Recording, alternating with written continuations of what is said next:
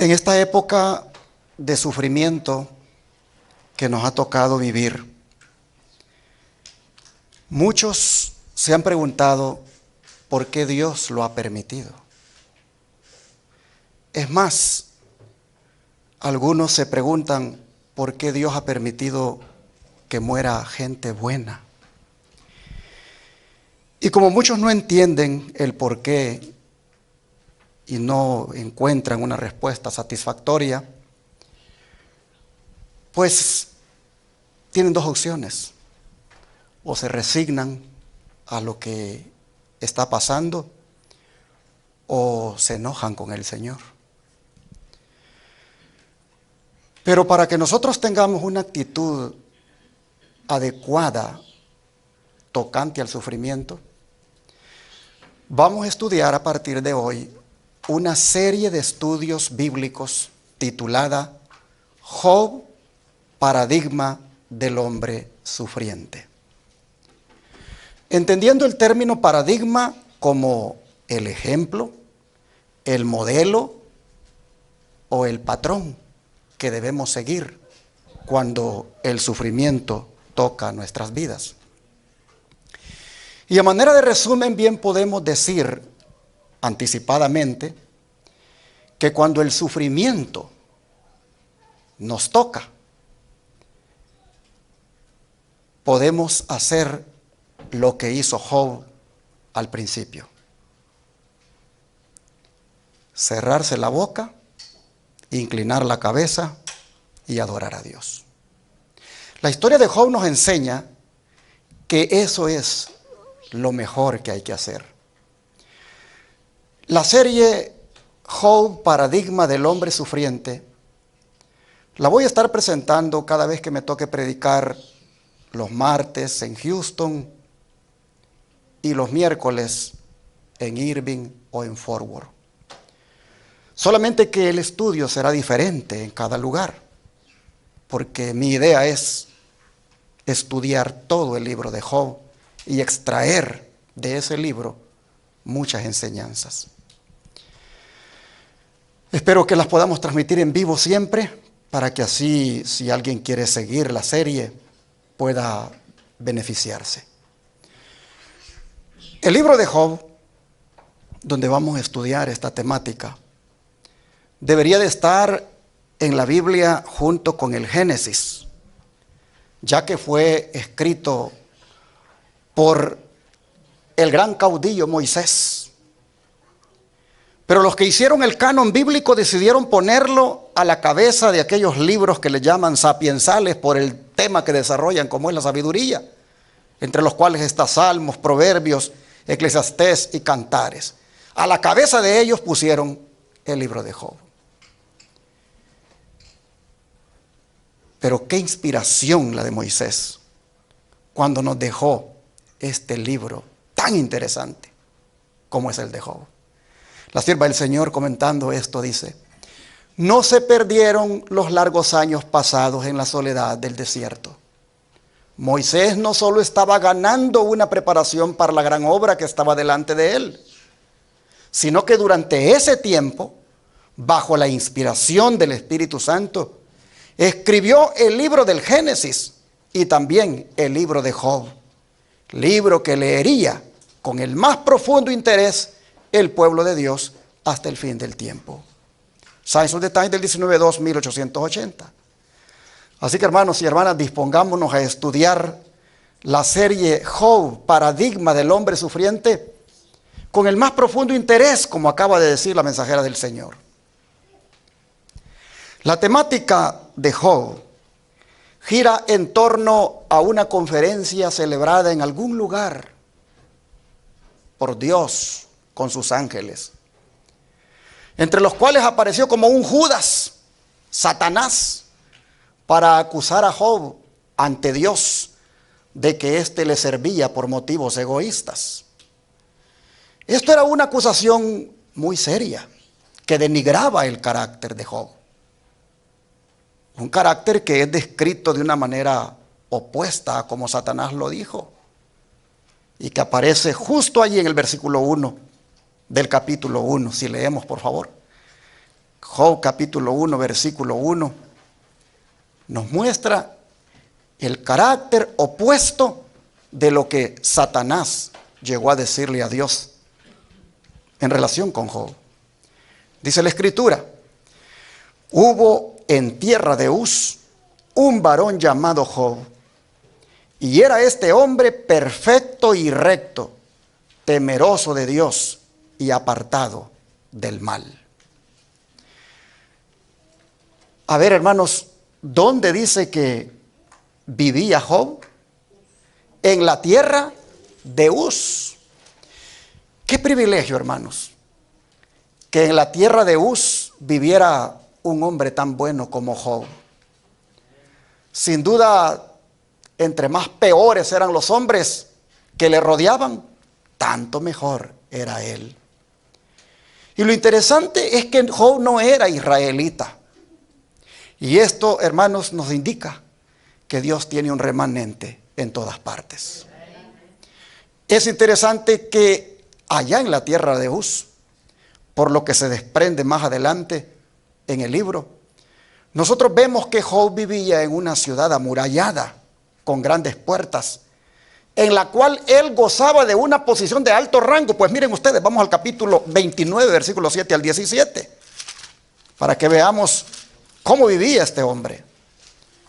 Job 29, versículos 7 al 17. Dice la Escritura: cuando yo salía, dice, a la puerta a juicio, y en la plaza hacía preparar mi asiento. Ya aquí nos dice dos cosas, hermanos. Número uno, que él vivía en una ciudad amurallada con grandes puertas.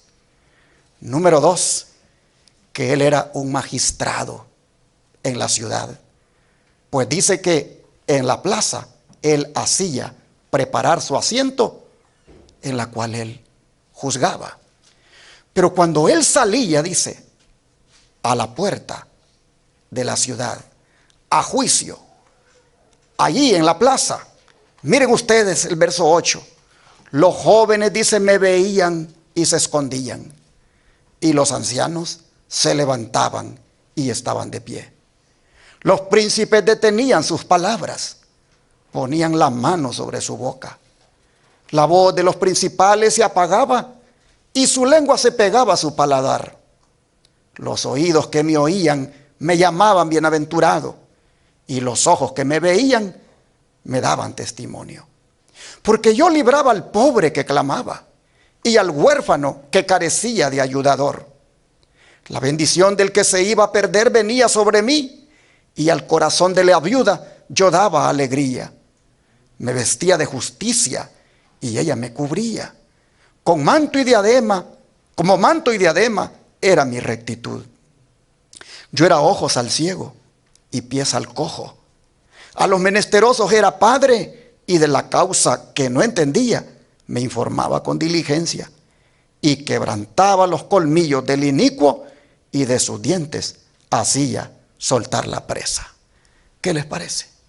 Aquí tenemos todo un magistrado, toda una autoridad, todo un hombre con posición de alto rango en la ciudad, donde cuando aparecía, hasta los jóvenes, por respeto, mejor se le escondían, y los ancianos se paraban en señal de respeto. Era tan importante Job, que dice que los príncipes mejor se ponían la mano sobre la boca, porque sabían que lo que Job hablaría sería mucho más sabio que lo que ellos pudieran decir. Es interesante que diga que él era un juez justo, que no permitía que se le hiciera opresión al pobre. Es interesante que diga que le quebrantaba los colmillos al inicuo, y de sus dientes hacía soltar la presa. En el sentido de que no permitía que el pecador, el impío, que no amaba a su prójimo, se ensañara tanto al punto que lo oprimiera. Así era Job. Así vivía. Así se la pasaba en aquella ciudad de la tierra de Uz. mas nunca se dio cuenta de que en un lugar del universo, en una conferencia, su nombre salió a relucir y allí fue tema de conversación. Pero volviendo a lo que leímos del capítulo 1, verso 1, es interesante notar que dice que él era, ¿qué cosa? Perfecto, recto, temeroso de Dios y apartado del mal. Esto, hermanos, lo que nos indica es la importancia que tiene el carácter en un ser humano. El carácter, hermanos, de una persona es más importante que lo que posee. Antes de resaltar lo que Job poseía, Moisés se esmera por resaltar de él su carácter. Porque, hermanos, ustedes no me dejarán mentir, que lo que uno es más importante que lo que uno tiene. Porque, mis hermanos,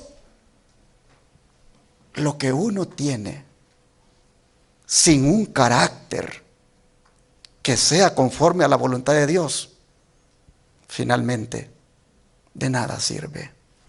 Ahora, ¿qué quiso decir Moisés cuando dijo que Job era perfecto? ¿Será que lo puso en la categoría de impecabilidad? No necesariamente, porque el mismo Moisés nos dice más adelante que Job pedía perdón por su iniquidad. Pues vean el capítulo 7, vamos a mirar el versículo 21. Job capítulo 7, versículo 21. Y la escritura dice, aquí Job está hablando con Dios. Si ustedes ven, el título del capítulo es Job argumenta contra Dios. Y vean lo que le dice. ¿Y por qué le dice no quitas mi rebelión y perdonas mi iniquidad? Porque ahora dormiré en el polvo, y si me buscares de mañana, ya no existiré. Noten, él le dice a Dios que por qué no le quita su rebelión y perdona su iniquidad. Pero vean ahora el capítulo 9, verso 20. Y aquí dice Job, si yo me justificare, me condenaría mi boca. Si me dijere perfecto, esto me haría inicuo. Así que nosotros vemos que cuando Moisés dijo que Job era un hombre perfecto, no necesariamente dice que él había caído en la impecabilidad. Si así fuera, entonces Pablo se equivocó cuando dijo que por cuanto todos pecaron, todos están destituidos de la gloria de Dios. Entonces, ¿qué significa ser perfecto? En el idioma original hebreo del Antiguo Testamento, el término tam, que es de donde se ha traducido la palabra perfecto, significa completo, íntegro o sincero. Y en su equivalente griego, teleios en el Nuevo Testamento, significa maduro, completamente crecido, plenamente desarrollado y que ha alcanzado su propósito. Así que un hombre perfecto, hermanos, a la vista de Dios, es uno que ha alcanzado el grado de desarrollo que Él espera de él en un momento dado. Es una persona madura completamente y dedicada a Dios. Y alguien que, aunque todavía tiene debilidades que vencer, sigue adelante al blanco del supremo llamamiento, el cual es en Cristo Jesús. Una elevada vocación. Esa elevada vocación Jesús la dejó bien claro allá en Mateo 5:48. Si gustan, vamos a mirar. Mateo 5:48 nos dice: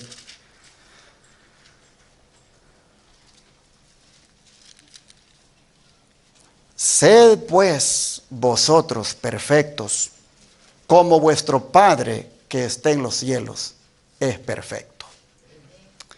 La hermana White, comentando este versículo, dice lo siguiente: el mayor maestro, dice, que el mundo haya conocido es Jesucristo. ¿Y cuál es la norma que ha fijado para todos los que creen en Él? Bueno, es la que acabamos de leer. Sed pues vosotros perfectos como vuestro Padre que está en los cielos es perfecto. Así como Dios, dice, es perfecto en su alta esfera de acción, el hombre puede ser perfecto en su esfera humana. El ideal del carácter cristiano es la semejanza con Cristo. Se abre delante de nosotros una senda de progreso continuo. Tenemos un objeto que alcanzar, una norma que cumplir, que incluye todo lo bueno, puro, noble y elevado. Debemos esforzarnos de continuo y progresar constantemente hacia adelante y hacia arriba, hacia la perfección del carácter. Consejos para Maestros, página 351.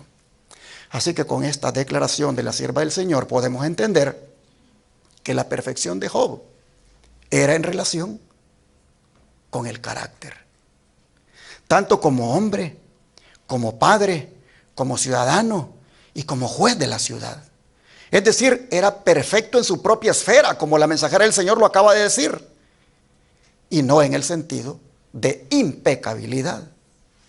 Hablando de esto, de la impecabilidad, miren la declaración que la sierva del Señor hace. Miren a Moisés, dice, y a los profetas. Miren a Daniel, a José y a Elías. Miren a estos hombres. Y allá me dice una sola frase donde ellos hayan pretendido alguna vez ser impecables. Precisamente el alma que se halla en estrecha relación con Cristo, contemplando su pureza y excelencia, caerá avergonzada delante de Él. Daniel era un hombre a quien Dios había dado gran capacidad y conocimiento. Y cuando ayunó, el ángel vino a verlo y le dijo: tú eres muy amado. Y él cayó postrado delante del ángel.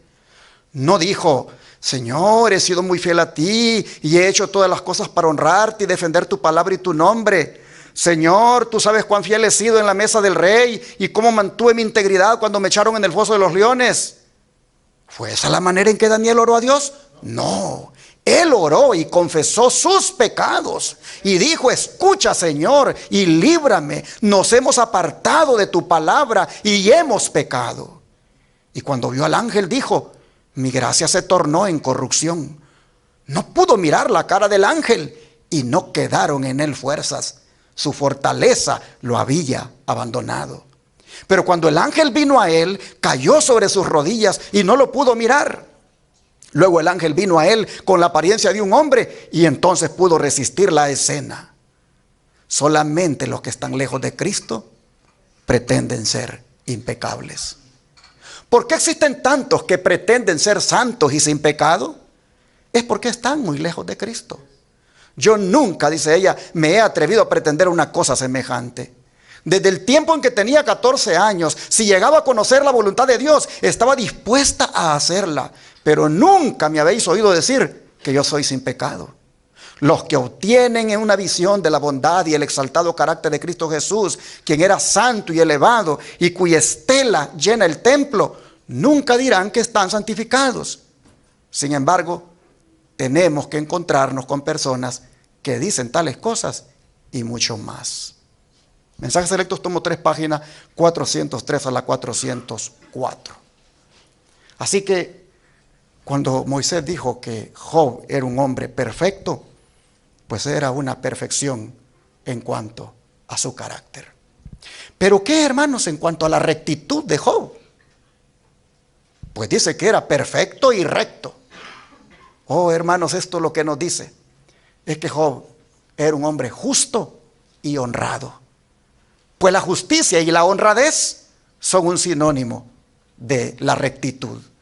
En otras palabras, hermanos, Job no se prestaba a actos de corrupción. Job no hacía negocios fraudulentos. Job era cabal en sus cuentas. Hablando de los rectos, miren lo que dice la Escritura en otras partes. Proverbios 14. Proverbios 14, versículo 2.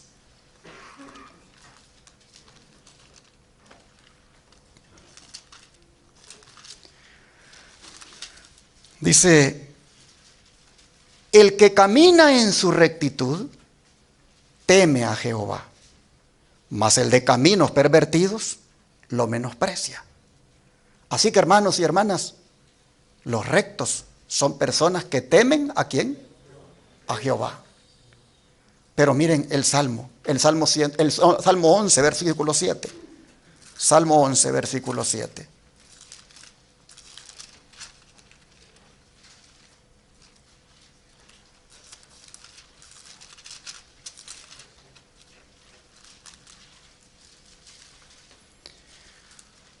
Dice, porque Jehová es justo y ama la justicia.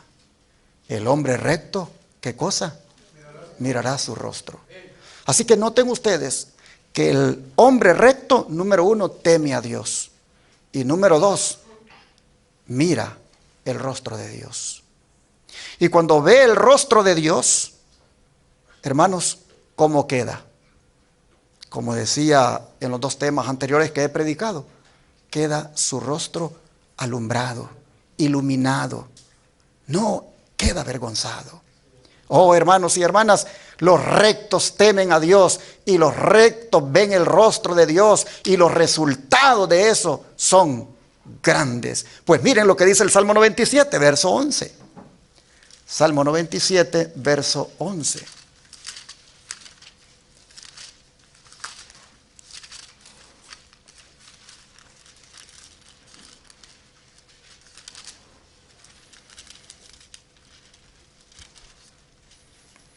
Aquí la palabra dice, luz está sembrada para el justo y alegría para los rectos de corazón. ¿Cuáles son los resultados, hermanos, de andar en rectitud? Que hay luz para nosotros y que hay alegría. El que anda en rectitud es una persona que teme a Dios, que ve el rostro de Dios y que como resultado tiene alegría en su corazón.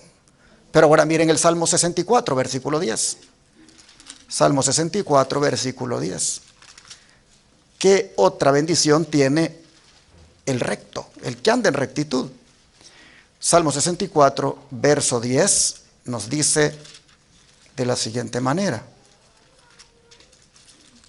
Salmo 64, verso 10 dice, se alegrará el justo en Jehová y confiará en él, y se gloriarán todos los rectos de corazón. Miren ustedes, si hacemos digámoslo así, el resumen. El recto teme a Dios.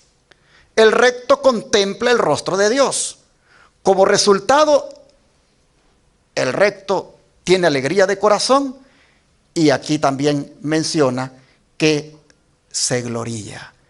¿Por qué se glorían los rectos? Porque confían en el Señor. Y porque, como decíamos en unos temas anteriores, es que el que mira el rostro de Dios, cuando el recto mira el rostro de Dios, pues la gloria de Dios se le pega, como sucedió con Moisés. Así que nosotros vemos que la rectitud, que no es otra cosa que el ser justo, honesto, oh hermanos, es algo que deberíamos nosotros anhelar junto con la perfección. La sierva del Señor, hablando de la rectitud, dice, los que son obreros en el campo misionero necesitan que Dios los guíe. Deben cuidarse de comenzar bien y luego continuar callada y firmemente en el camino de la rectitud. Deben ser resueltos porque Satanás es determinado y perseverante en sus esfuerzos por derrotarlos. Colportor Evangélico, página 55. La sierva del Señor presenta la rectitud como un camino en el cual nosotros debemos, valga la redundancia, caminar. Sigue diciendo, el menor desvío de la rectitud quebranta las barreras y prepara el corazón para cometer mayores injusticias. En la medida en que un hombre esté dispuesto a sacar ventajas para sí de la ventaja de otro, se vuelve su alma insensible a la influencia del Espíritu de Dios. La ganancia obtenida a un costo tal es una terrible pérdida. Así que hermanos y hermanas, la rectitud, como la presenta la sierva del Señor aquí en Profetas y Reyes, página 481 y 482, es algo que nosotros debemos siempre tener como el camino que debemos transitar y no desviarnos, porque si nos desviamos, prepara el corazón, dice, para cometer mayores injusticias. Pero ustedes pueden ver, hermanos, cómo en esta declaración la rectitud está relacionada con la honradez. Pues habla de que un hombre recto no debe sacar ventajas para sí de las desventajas de otro. Y es vergonzoso delante de Dios y de los ángeles cuando un cristiano, como dicen por ahí, anda de transero, anda sacándole ventaja. Si vende a veces lo que no sirve. Si vende un carro, no es honesto en decir, mire, tiene este y este defecto. Mejor, si es posible, lo pinta bien, aunque sepa que por dentro esté dañado algo, y ahí lo pone a la venta. ¿Será correcto que un cristiano haga eso? Hermanos, la rectitud, el ser honrado, el ser justo en lo que uno hace, hermanos, involucra muchas de las cosas que hacemos en la vida. Ahora, todo esto Job lo hacía porque era temeroso, dice, ¿de quién? De Dios. ¿Pero qué es ser temeroso de Dios? Una persona temerosa de Dios es una persona, hermanos, que está dedicada completamente a Dios. Es una persona leal a Dios. Y cuando uno mira en la Escritura, el temor de Dios, el ser temeroso de Dios, uno ve de que eso es recurrente a lo largo de la Biblia. Permítanme leerles algunos textos, pero ustedes también búsquenlos ahí en cuanto a esto, del temor de Dios. Deuteronomio 10, por ejemplo, versículo 12 y 13. Deuteronomio 10, versículo 12 y 13.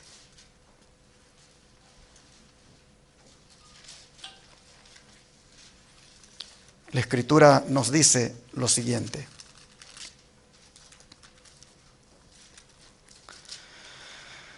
Ahora pues, Israel, ¿qué pide Jehová tu Dios de ti? Sino que temas a Jehová tu Dios, que andes en todos sus caminos y que lo ames y sirvas a Jehová tu Dios con todo tu corazón y con toda tu alma. Que guardes los mandamientos de Jehová y sus estatutos que yo te prescribo hoy para que tengas prosperidad. Noten ustedes cómo el temor a Jehová tu Dios involucra andar en sus caminos y guardar sus santos mandamientos. Pero ahora miren ustedes, no solo esto involucra el temor a Dios. Vean el Salmo 128, verso 1. Salmo 128, verso 1.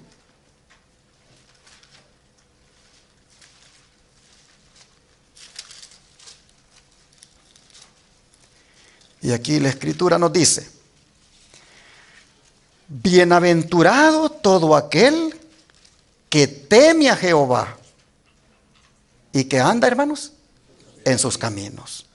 Así que, hermanos, el que teme a Dios es una persona, vuelve a recalcarlo, lo que dice Moisés en Deuteronomio, es una persona que anda en sus caminos. Y como anda en sus caminos, dice, es una persona dichosa. Pero noten ahora lo que dice Proverbios 15, 16, siempre en relación a esto. Proverbios 15, 16.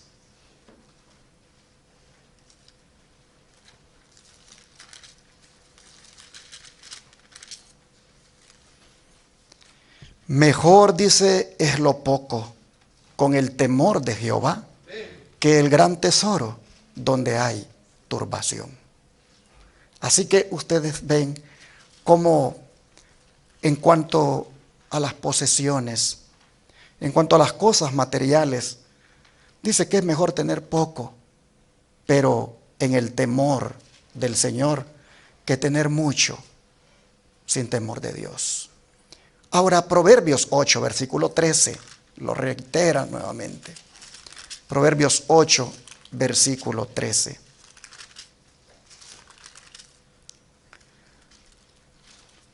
El temor de Jehová es, ¿qué cosa? Aborrecer el mal, la soberbia y la arrogancia, el mal camino y la boca perversa aborrezco. Aquí nosotros vemos, hermanos, que el ser temeroso de Dios involucra aborrecer estas cosas. El orgullo, la arrogancia, la boca perversa. Una persona temerosa de Dios, pues se cuida de que de su boca no salgan palabras ofensivas, no salgan palabras que los que le oigan digan como que no ha estado con Jesús, como que no es lo que profesa ser. Una persona, hermanos, temerosa de Dios, busca que su vocabulario pues no deje mal parado a Dios.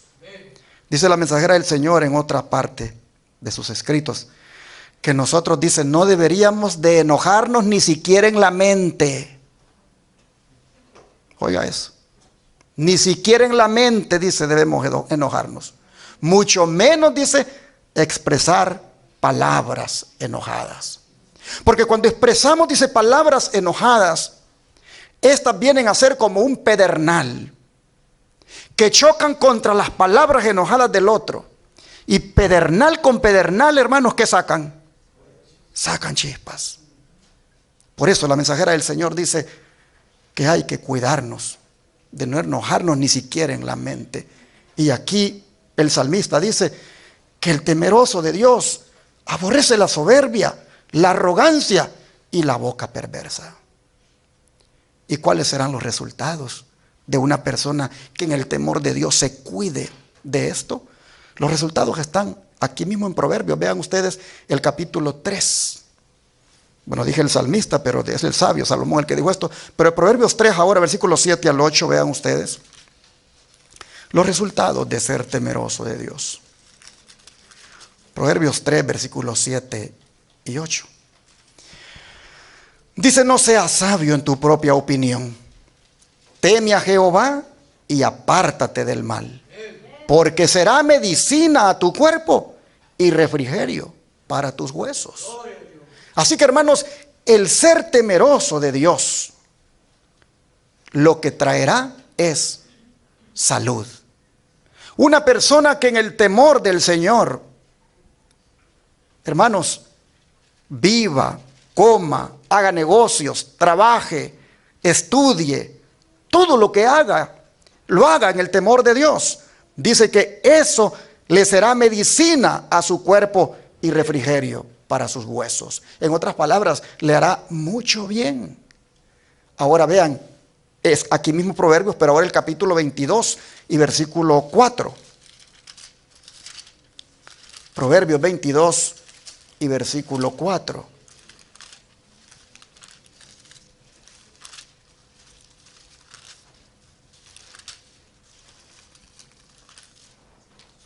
La Escritura nos dice lo siguiente: riquezas, honra y vida son la remuneración de la humildad y del temor de Jehová. En otras palabras, hermanos, el temeroso de Dios es recompensado. Es recompensado, dice, con algo como las riquezas, honra y vida. Pero esto no se queda aquí. Pues vean ahora el Salmo 33, versículo 18. No se queda ahí con esa recompensa. El Salmo 33, versículo 18, nos dice lo siguiente. Salmo 33, verso 18.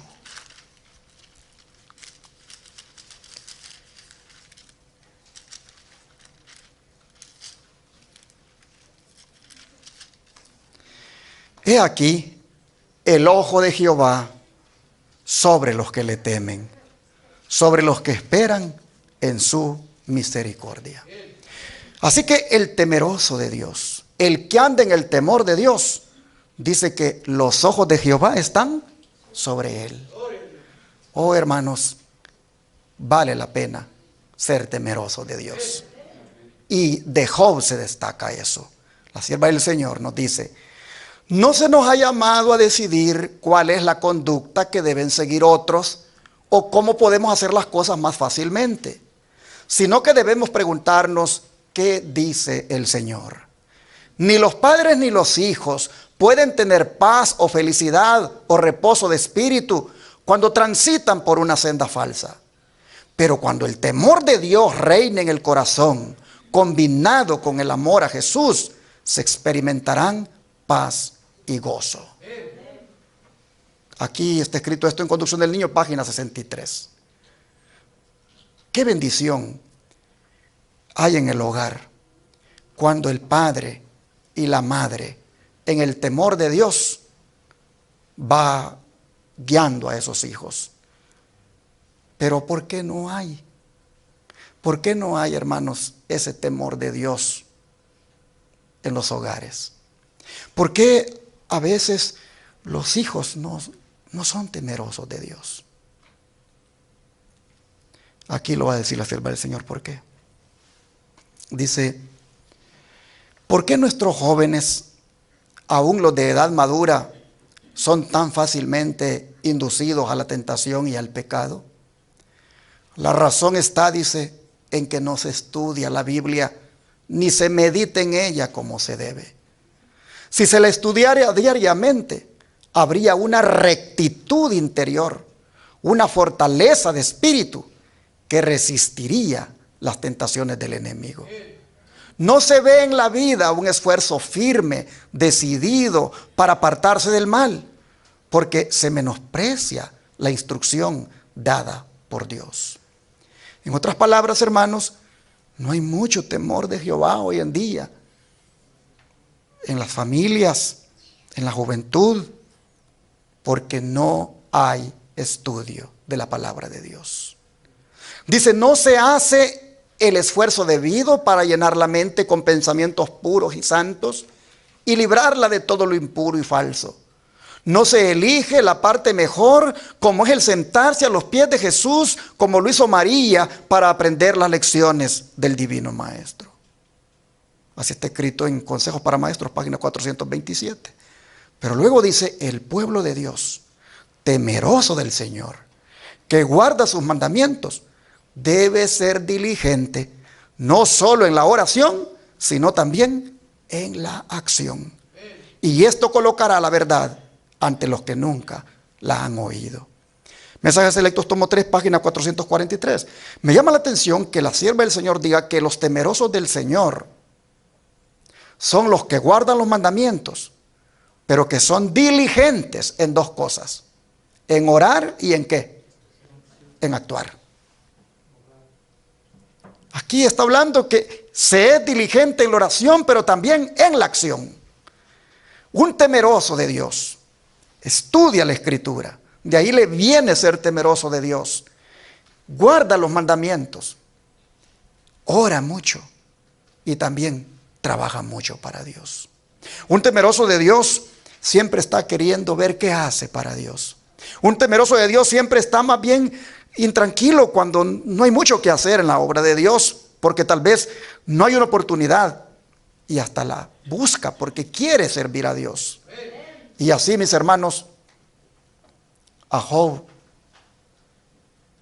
nosotros vemos que le es revelado aquí en las Escrituras esta cualidad de su carácter. El ser temeroso de Dios lo llevó a él a ser una persona que se apartó ¿de qué cosa? Del mal. Pues dice: temeroso de Dios y apartado del mal. ¿Qué es apartarse del mal? Apartarse del mal es como cuando miramos un peligro e inmediatamente rodeamos, o mejor, completamente nos retiramos. El mal, hermanos, es como un peligro del cual debemos huir. Y Job, porque era temeroso de Dios, se apartó del mal. La Biblia nos enseña que nosotros debemos ser personas apartadas del mal. Vean Proverbios 16, por ejemplo. Proverbios 16, 17.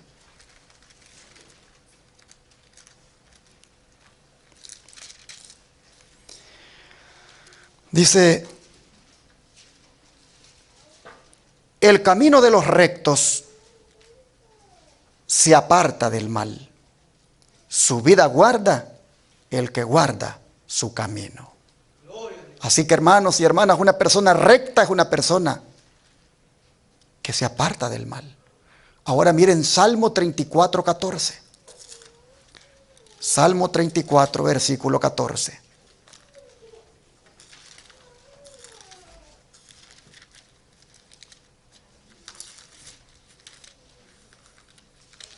Aquí la palabra nos dice: apártate del mal y haz el bien, busca la paz y síguela.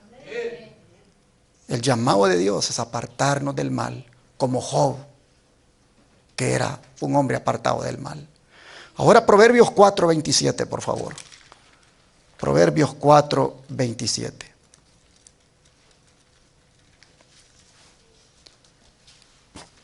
Aquí la escritura dice: no te desvíes a la derecha ni a la izquierda. Aparta tu pie, ¿de dónde, hermanos? Del mal.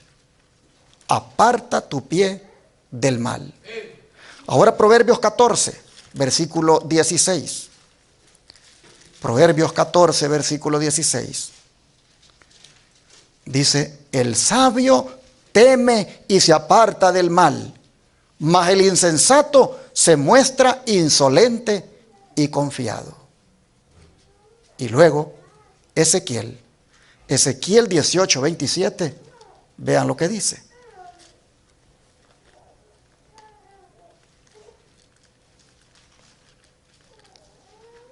Ezequiel 18, 27.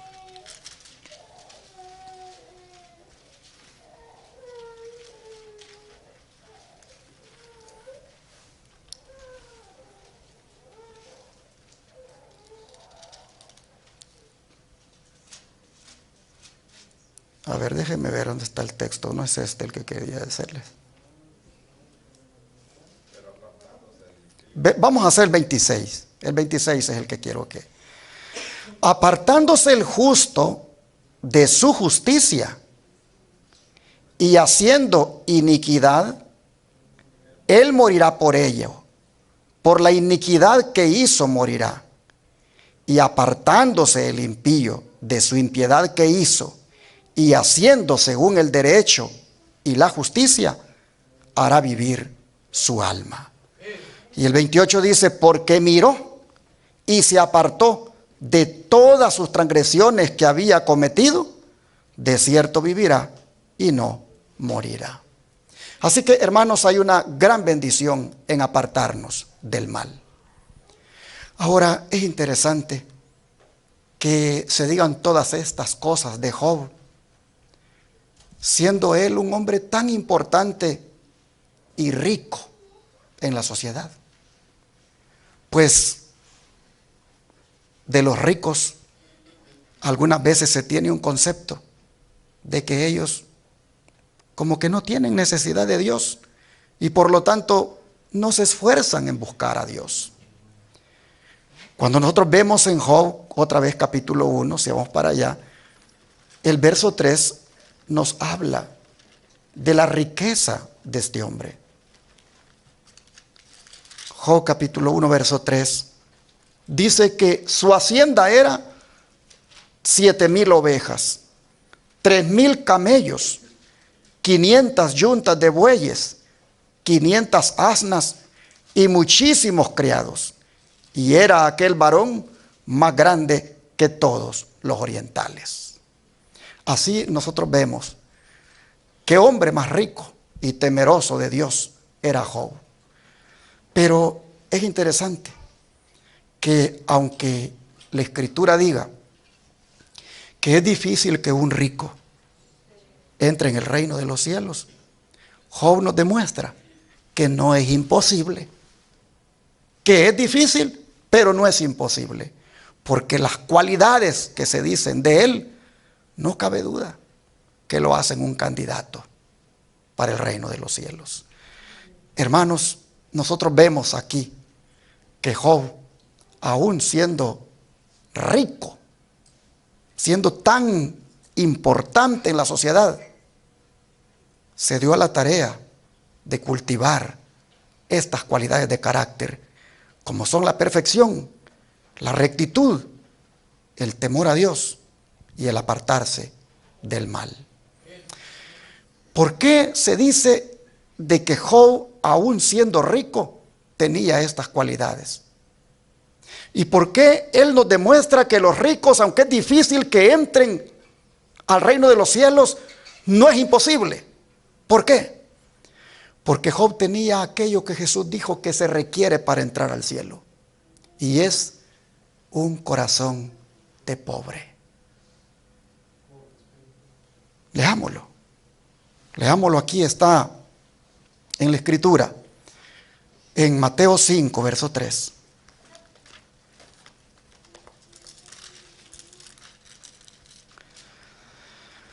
Dijo Jesús, bienaventurados los pobres en espíritu, porque de ellos es el reino de los cielos.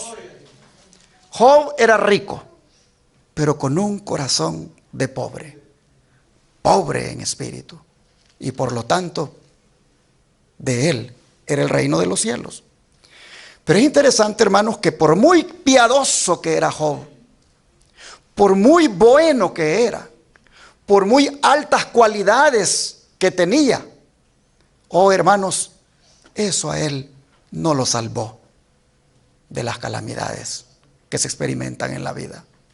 A veces pensamos que si somos rectos, si somos perfectos, si somos temerosos de Dios, si estamos apartados del mal, a veces pensamos que por eso nunca nos debe pasar algo que nos ponga tristes o algo que sea una calamidad.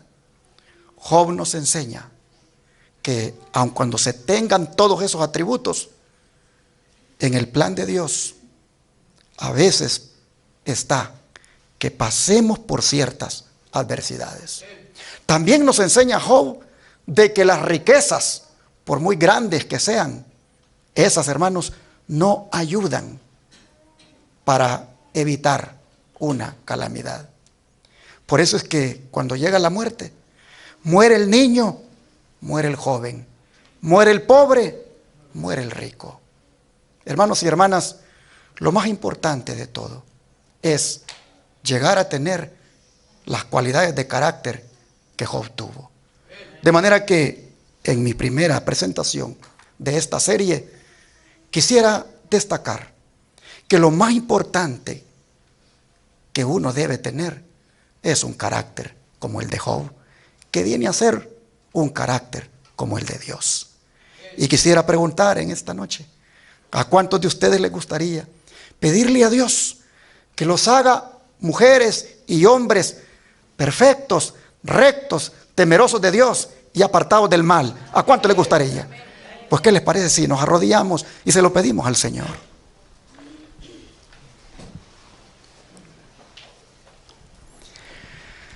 Padre nuestro, en el primer mensaje de esta serie de Job, paradigma del sufrimiento del hombre, nosotros hemos encontrado qué carácter más noble y más digno de imitar tenía este siervo.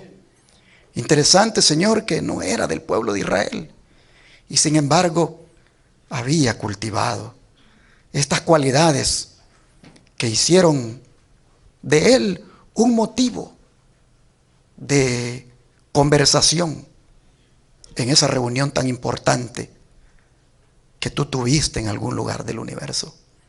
Señor, tomando en cuenta cuánto es de bendición ser perfecto en carácter, ser recto, ser temeroso de Dios, ser apartado del mal, tomando en cuenta, Señor, cuánta bendición trae el tener esas características. Nosotros te decimos esta noche que por tu gracia y por tu amor transformes nuestra vida al punto de que nosotros, Señor, seamos como Job, perfectos, rectos, temerosos de Dios y apartados del mal. Ayúdanos, Señor, a ser así en este mundo y de esa manera testificar cómo por la gracia de Dios se puede vivir de una forma que a ti te agrada. Señor, gracias por esta palabra. Ayúdanos a reflexionar en esto y a anhelar que esto sea una realidad en nosotros. Lo pedimos en el nombre de Jesús. Amén.